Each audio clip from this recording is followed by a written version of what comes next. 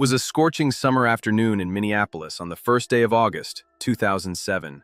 The sun blazed down from a cloudless sky, reflecting off the asphalt, sending waves of heat up into the air, the kind of day that made even the most mundane tasks feel exhausting. Families were finishing their day, children were laughing in neighborhoods, and commuters were returning home after long days at work. For a group of middle school students from Minneapolis, it had been an ordinary day of fun, filled with laughter, excitement, and the innocent joy of summer.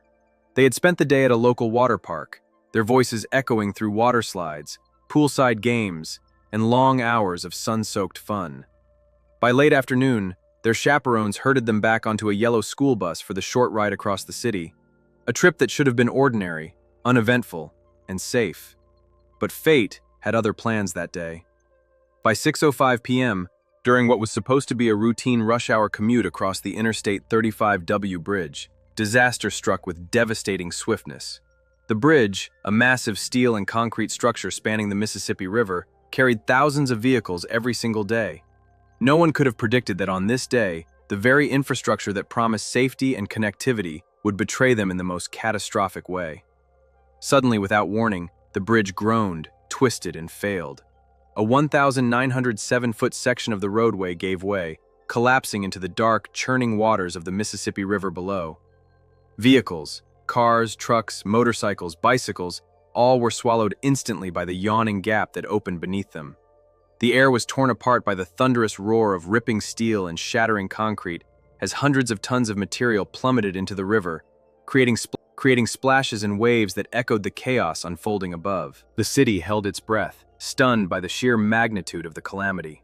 Amid this chaos, on a bus filled with 52 children, terror struck like lightning. The children, ranging in age from shy pre-teens to energetic teenagers, had spent the day laughing and joking, some still wet from the water park rides, others dozing quietly after hours of excitement. One moment, they were singing along to the radio, trading stories about the day's adventures. The next, they were violently jolted as the bridge beneath them crumbled away. It surged through the bus like an electric current, filling the air with shrieks, cries, and the clattering of seats as they shifted under the sudden instability. The world they knew, the road, the safety, the simple certainty that the bus would carry them home, had vanished in an instant, leaving them suspended between life and death. What makes this incident even more remarkable, even extraordinary, is that the bus did not plunge into the river like so many of the vehicles around it. Instead, it hung, suspended above the dark, swirling waters, teetering precariously on the edge of disaster. The rear wheels dangled over nothingness, while the front remained faintly grounded on fragments of the broken roadway. Somehow, miraculously, the bus was caught, wedged between twisted steel beams and jagged remnants of the collapsed structure, suspended in midair as if invisible hands had frozen it in place. The sight was unimaginable.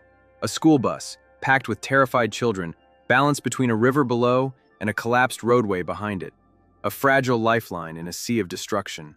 Inside the bus, terror was palpable. The screams of children collided with the cracking of metal and the distant roar of water crashing against the riverbanks below. Seats shifted under the weight of panicked bodies, windows rattled from the tremors of the unstable structure, and children clung desperately to whatever they could hold. Some held hands with their classmates, others wrapped their arms around teachers or chaperones, who themselves were struggling to remain composed. The world outside the bus was a blur of chaos and destruction, a nightmare come to life, and inside, the children faced the raw, unfiltered reality of imminent danger. Emergency responders were quick to mobilize, but the situation was nothing short of nightmarish. Firefighters, police officers, and paramedics rushed to the scene as reports poured in of the bridge collapse. First, their attention was on vehicles already submerged, people trapped beneath wreckage, and survivors clinging to debris in the river. Bodies were lifted from twisted wreckage, survivors were pulled from mud and broken vehicles, and medics worked tirelessly to treat injuries amidst the chaos. Then their focus shifted to the bus, a fragile lifeline dangling above disaster. The rescuers faced a harrowing reality. Any misstep could send the bus plummeting into the river below. They approached cautiously, fully aware that every second mattered, fully aware that the lives of 52 children depended on their skill, courage, and precision. For those children on the bus, each second stretched into an eternity. They could hear the frantic shouts of emergency responders, the whirring of helicopters overhead, the clanging of equipment as crews worked to stabilize the bus.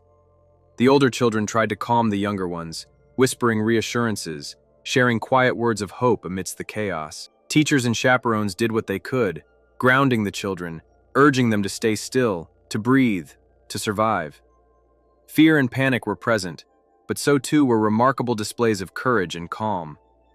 In those moments, the raw, human instinct to protect one another shone through the terror. The rescue itself was grueling, meticulous, and terrifying. There were no cinematic slow-motion shots or dramatic heroics. This was real, raw, and unforgiving. Firefighters climbed across unstable fragments of the collapsed bridge, inching toward the bus, shouting instructions, and offering comfort to terrified children.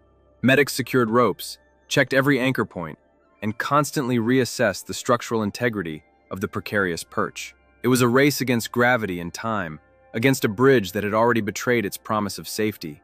Every step, every movement had to be calculated, precise, and executed with unwavering focus. Some of the children sustained injuries, bruises, scrapes, and in some cases, broken bones. Others were paralyzed by shock, unable to speak or move, their young minds grappling with the incomprehensible danger they had just faced. And yet, despite the peril, every child survived. One by one, they were carefully guided off the bus and onto a temporary rescue platform, their tiny hands gripping ropes, their eyes wide with disbelief and relief. The moment each child stepped onto solid ground, a wave of relief washed over rescuers, parents, and witnesses alike. The miracle of their survival was tangible, almost surreal against the backdrop of death and destruction surrounding them. The bus, suspended above the river, became a symbol of hope and resilience. While the collapse claimed 13 lives that day, the survival of every single child on that bus stood as a beacon of the fragility and tenacity of human life.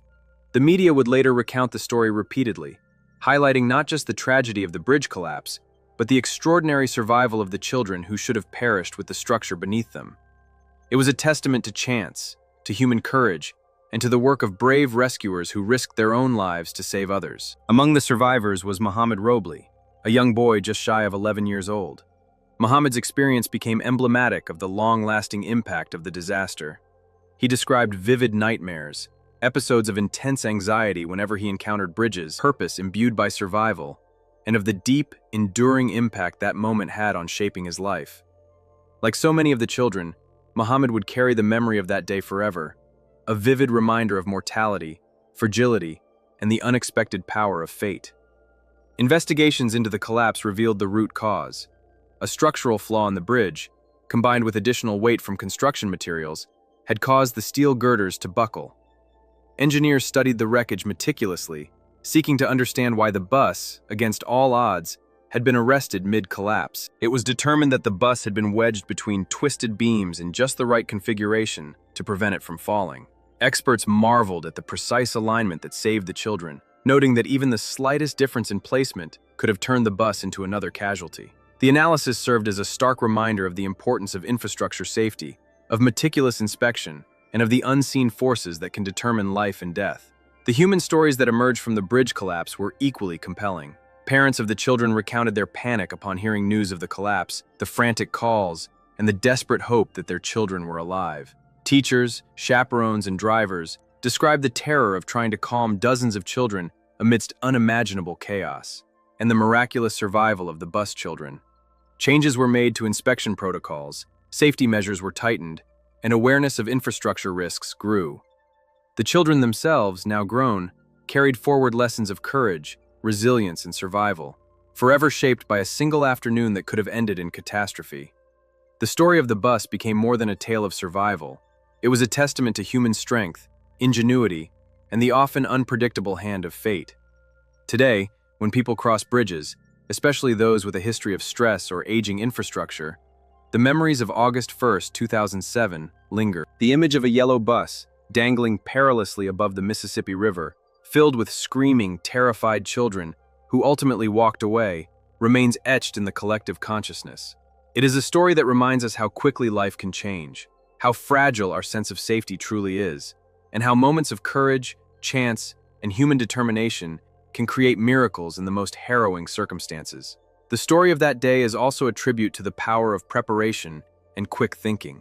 Emergency responders displayed extraordinary skill, bravery, and composure under the most challenging conditions. The children, guided by instinct and by the steady hands of adults who refused to panic, survived an ordeal that could easily have been fatal. And the bus itself, caught in the precise alignment of twisted steel and fractured concrete, became a symbol of improbable survival in the face of overwhelming disaster. In the end, the Interstate 35W bridge collapse is remembered as a sobering moment in American history, a tragedy that highlighted the critical importance of infrastructure maintenance, engineering diligence, and emergency preparedness. But within that tragedy exists a story of hope, courage, and human endurance. The story of 52 children trapped above a river, staring into the abyss, and somehow, against every conceivable odds, surviving. It is a story that continues to inspire, educate, and remind us that even in our darkest moments, survival, resilience, and human compassion can prevail.